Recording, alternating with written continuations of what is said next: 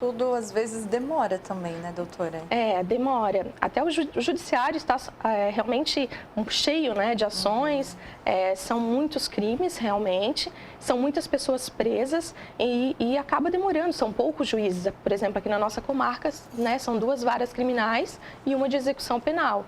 Então, o processo acaba demorando, mesmo aqui sendo bem rápido em relação aos outros estados, mas acaba demorando um pouquinho sim. E esse tempo também é angustiante, não só para aquela pessoa que às vezes já está presa, né, está ali já reclusa, mas também para a família que está ali angustiada, que quer saber, né, do advogado, da advogada como é que tá, quando é que vai andar o processo, não, às vezes não desenvolve. É um tempo difícil mesmo, né? É uma ansiedade por parte da família, até eu brinco, eu falo, quando nós estamos com um doente na família, no hospital, o nosso doente é o mais grave, mesmo que não seja. E a família tem isso, então fica todo mundo muito mais sensível, querendo saber, querendo ter um resultado. E na realidade, a família ela não cometeu aquele crime, né? E às vezes eles são marginalizados tanto quanto aquele que lá se encontra preso. E a sociedade tem bastante dificuldade também de lidar com isso, né? Como você falou, tem preconceito já com o próprio profissional do direito, tem o preconceito com aquela pessoa, tem o preconceito com a família. É uma coisa complexa, assim, né? De a gente conversar, de a gente, às vezes, querer entender também, né? Porque na realidade, eu até tenho alguns casos que às vezes as pessoas chegam no meu escritório e dizem, doutora, eu nunca imaginei precisar de uma advogada criminalista. Mas às vezes ela acaba se envolvendo num ato delituoso de forma culposa, um atropelamento, ela compra algum produto que depois ela vê que a origem é ilícita e ela vai precisar desse advogado criminalista, né? E essa marginalização do próprio apenado, ela gera até um transtorno para a própria sociedade, que não o reintegra, não ressocializa, às vezes não tem oportunidade, né? Então, acaba sendo uma discriminação de família, de profissional e do próprio apenado. Os clientes já chegam lá no teu escritório, doutora, disfarçada, assim, eu vou ficar bem quietinho para ninguém ver que eu estou vindo aqui, que ela só trata de criminal. Porque assim, às vezes, né, como eu falei, às vezes eles veem esse preconceito, a sociedade, mas a partir do momento que tem um inocente na sua família ou a pessoa própria é acusada de forma equivocada, muda rapidinho esse entendimento. E é difícil, né? Quando a gente fala assim, tem gente presa que é inocente. No geral, a gente não acredita nisso, né? E de vez em quando a gente vê alguma notícia nacional, até internacional, de que depois de tantos anos provou. Esses dias eu vi de um caso de 2 homens que eram gêmeos e o que estava preso era o errado. E ele passou anos preso. E isso é muito difícil, porque é um prejuízo que nunca mais aquela pessoa vai conseguir voltar à vida dela. Ela vai, mesmo que ela prove que é inocente, todo mundo sabe, ela ficou reclusa durante muito tempo. Isso é muito grave. É bem complicado e até porque o que acontece, da mesma forma com que há o julgamento da sociedade, às vezes há uma justiça pelas próprias mãos. Então, do mesmo jeito que eles ficam lá dentro, às vezes a própria sociedade acaba fazendo situações até de violência e até de exclusão daquela pessoa. E ela não consegue mais se reinserir depois que passa, mesmo sendo inocente, é muito difícil. Tem muitos clientes, assim, que você falou, às vezes eu não imaginava que eu ia precisar, eu acabei fazendo alguma coisa sem me dar conta. A gente erra muito por falta de informação ou é mais, às vezes, por causa de um impulso, aconteceu alguma coisa e eu tomei uma atitude que eu não imaginava, assim? Na realidade, essas pessoas que procuram, que às vezes imaginam que nunca precisariam, são mais crimes culposos, né? Se envolveram no acidente de trânsito ou realmente aquilo que eu falei, acabam se envolvendo numa situação, às vezes alguém que presta serviços, um contador, algumas pessoas que estão envolvidas num cenário e que se veem também envolvidas em determinado fato delituoso, né? Mas a partir desse momento acaba-se também tentando buscar a inocência, tentando buscar que aquela pessoa não tinha a vontade consciente, o dolo, né, de praticar aquele delito. Em muitos casos, a gente tem a prisão como resultado, né?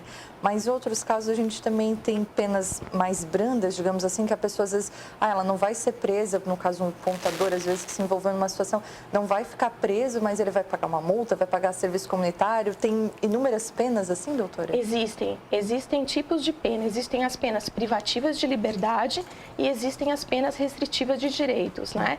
Então, tudo isso é aplicado de acordo com as condições subjetivas do apenado, do réu, né, do acusado daquele processo, se ele tem bons antecedentes, se ele não tem envolvimentos anteriores, né? E também de acordo com a quantidade de pena aplicada. Então, uma pena aplicada até 4 anos, se ele tiver essas condições subjetivas favoráveis, pode sim ser substituída a prisão por uma pena restritiva de direitos, que pode ser uma limitação de final de semana, uma prestação de serviços à comunidade ou uma prestação pecuniária, mas não fica a escolha do acusado, né? É uma possibilidade que o juiz faz, é o direito subjetivo dele. Uhum.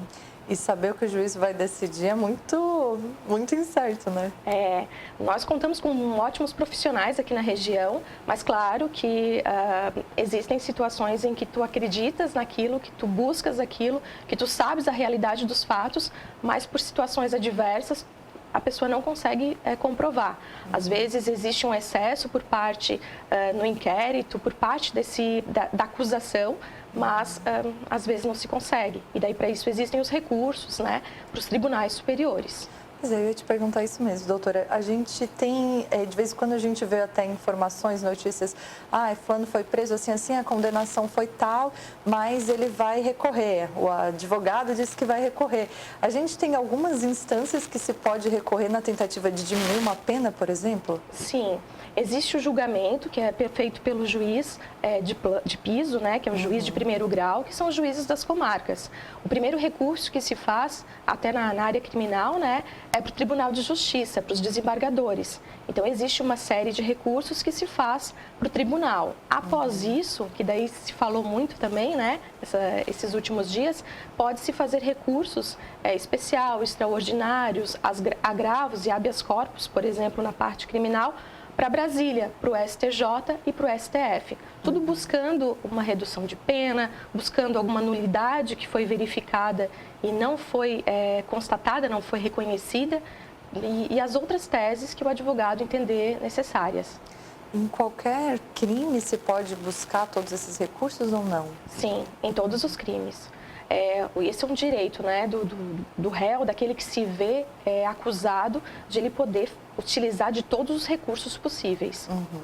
É o esperneando, que a gente chama, né? Acho que é assim. Doutora, quando a gente fala agora, né, sobre direito, a gente ouve muito a questão da condenação e da prisão em segunda instância, se muda, se não muda. O STF a gente nunca acompanhou tanto, né? E por um lado eu acho positivo que a gente pelo menos sabe agora algumas instâncias, entende o mínimo possível que a gente sempre deveria, né, conhecer e entender, mas por outro lado, às vezes a gente ouve que isso causa ainda mais revolta, causa ainda mais discussão. Agora alguns serão soltos, outros não serão presos tão rápido. E como é que você, dentro desse mundo criminal, né, observa essas mudanças todas? Elas são assim mesmo? Elas vão continuar acontecendo? Nesse caso em específico, da prisão, né, em segundo grau, não ser mais automática, o que acontece? Aquela pessoa que ela respondeu ao processo em liberdade, quando se chegava ao Tribunal de Justiça e tinha o julgamento por lá, ele já estaria preso, né? Ele teria de ser preso automaticamente.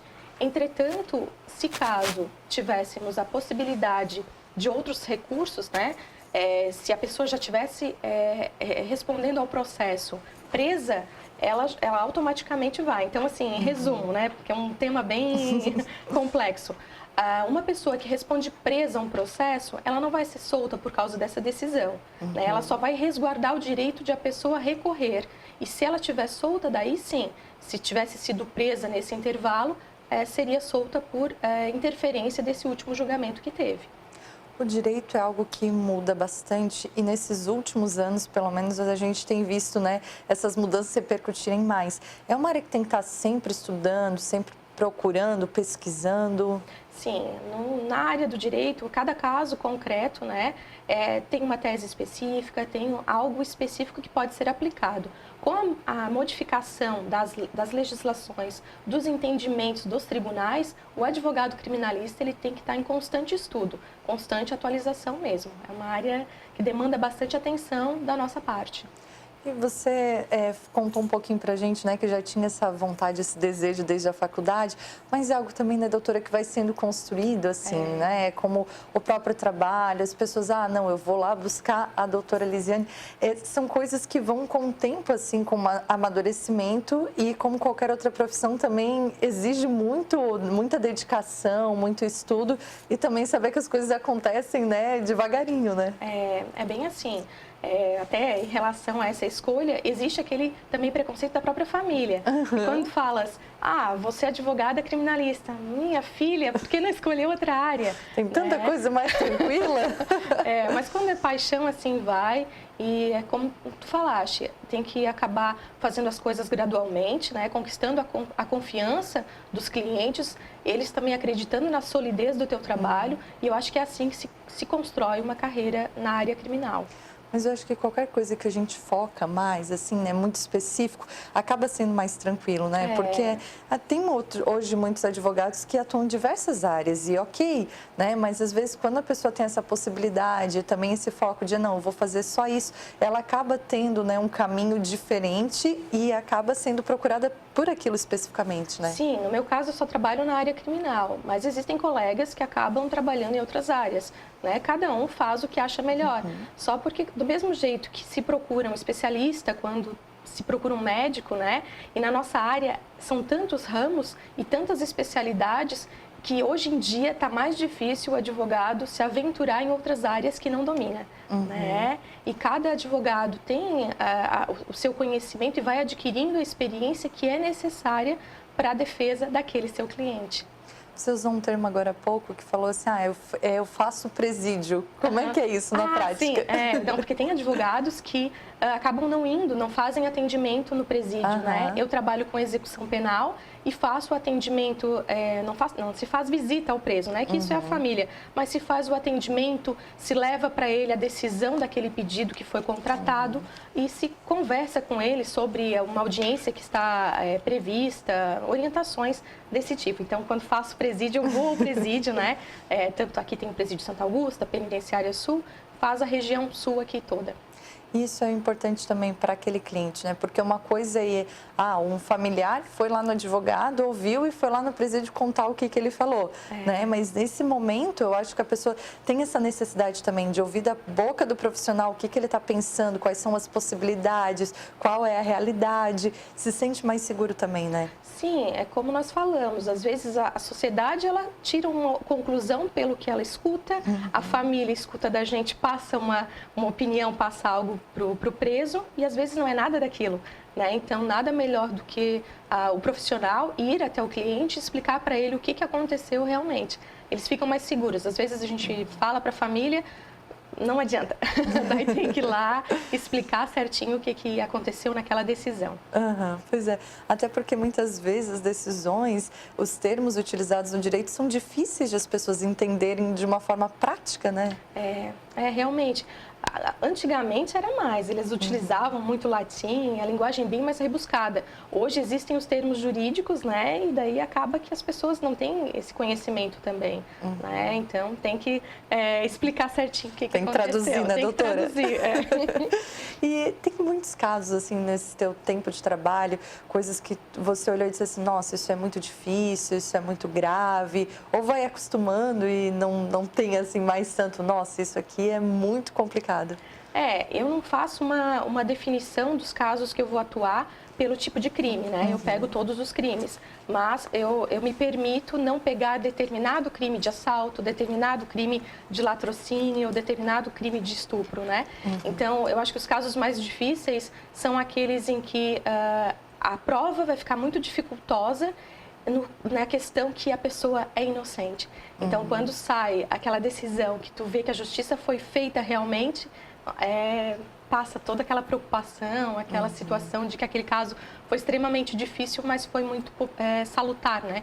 A decisão realmente, a justiça prevaleceu. Quando a gente fala do direito, até pela questão da quantidade de processos, né, que você mesma já falou, a questão de a justiça, por conta desse volume todo ser muito morosa, os processos, quando acontece um cliente, doutora Elisiane, eu quero saber, aconteceu assim, quando até isso tudo ser julgado, essa pessoa ser condenada ou ser absolvida, eles levam um tempo médio ou não? É uma coisa assim que é totalmente certa, não dá para imaginar quanto tempo que vai levar um caso de homicídio, por exemplo?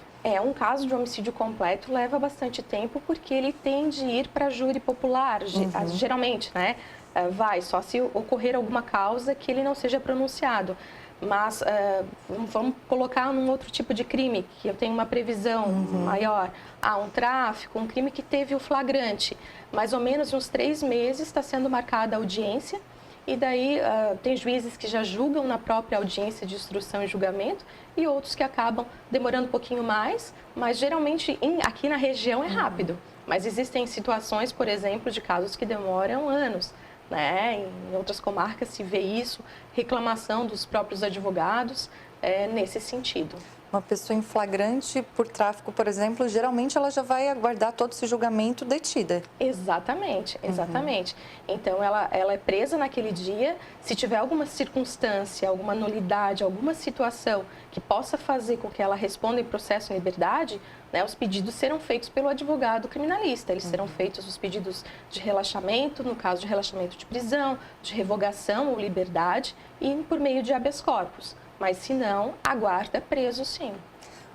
A gente tem ouvido muito esse termo também do habeas corpus, HC, ultimamente, até os jornais já estão tratando, assim, de tão comum que já ficou, né? Mas quando a gente fala, fulano recebeu um habeas corpus, ele teve essa possibilidade de sair dali e aguardar esse julgamento em outro local. Isso, vamos supor, uma pessoa que não teve nunca envolvimento com o crime, né? Então, ela se envolveu num tráfico de drogas e ela foi presa em flagrante.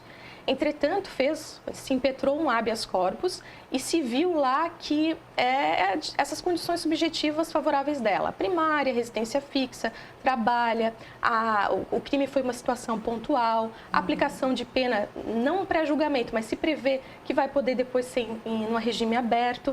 Então, o que acontece? Às vezes, eles substituem essa prisão cautelar por medidas cautelares diversas da prisão, que seria, por exemplo, o monitoramento eletrônico por meio de uma tornozeleira, ou ficar em prisão domiciliar, ou ter que vir assinar no fórum, situações que permitam que o Estado fique vigilando aquela pessoa. E aí o advogado tem que conhecer quais serão as possibilidades para poder fazer esse pedido da melhor forma possível, né? Exatamente. Às vezes não adianta o advogado ficar peticionando, né, pugnando pela liberdade em algo que ele sabe que é inviável. Né? Isso só vai acabar fortalecendo aquele decreto prisional. E é difícil convencer o cliente disso, às vezes, né? Porque a pessoa, óbvio que ela não quer ficar reclusa, né? Ela vai tentar de todas as formas possíveis e vai com certeza pedir para esse profissional dar um jeito nisso, porque eu quero ir para casa. E não é assim que funciona, né? Não, só porque a partir do momento que eles confiam e eles sabem que tu atua naquela área, eles acabam escutando o posicionamento do advogado. Então, faz o pedido ali, tenta da melhor forma, é melhor a gente agir dessa forma, é melhor a gente aguardar para ver o entendimento do juiz, mostrar para as provas que existem naquele determinado caso. Doutora, tem muitas mulheres atuando no direito criminal aqui ou não? Porque geralmente a gente já vê mais isso voltado ao homem advogado, né? A maioria realmente é de homens, né? Mas existem mulheres aqui na região, né, muito boas, profissionais, mas realmente a maioria é masculina. É mais um espaço que as mulheres estão conquistando também, então. Exatamente. Antigamente eu acho que dava para contar, assim, né, no Brasil. Agora não. A mulherada está Até porque a gente tem uma juíza também, né? Sim, a doutora Débora. Tem a doutora Débora, a doutora Carol, aqui da região. Enfim, eu acho que a mulher ela vai se posicionando, né, muito bem no que ela se dedica a fazer e ela vai sendo reconhecida. Então, o respeito que a doutora Débora, por exemplo, tem, né, é uma mulher. E ela está na posição que ela ocupa. Então, as advogadas também, elas acabam atuando no meio também masculino entre profissionais e entre os presos. Porque a maior parte, por exemplo, dos meus clientes são de homens. Doutora, eu quero agradecer a conversa. Sempre é importante a gente conhecer um pouquinho mais, entender. Hoje, aliás, é dia do advogado criminalista e por isso que a gente convidou a doutora Lisiane de Souza Ilade para bater um papo, nos ajudar a entender todo esse universo, que eu acho também que quanto mais conversa, menos preconceito e mais informação a gente tem para poder, né, seguir enquanto sociedade, né, doutora? Exatamente isso. Eu aproveito para parabenizar todos os advogados criminalistas pela data de hoje, que sigamos unidos e perseverantes na busca da justiça e da defesa das garantias fundamentais dos cidadãos. Tá certo, muito obrigada. Essa é a doutora Lisiane de Souza Ilade batendo papo com a gente aqui no Tudo a Ver. Tem intervalo? Daqui a pouco eu volto com mais informação. É rapidinho, não saia daí.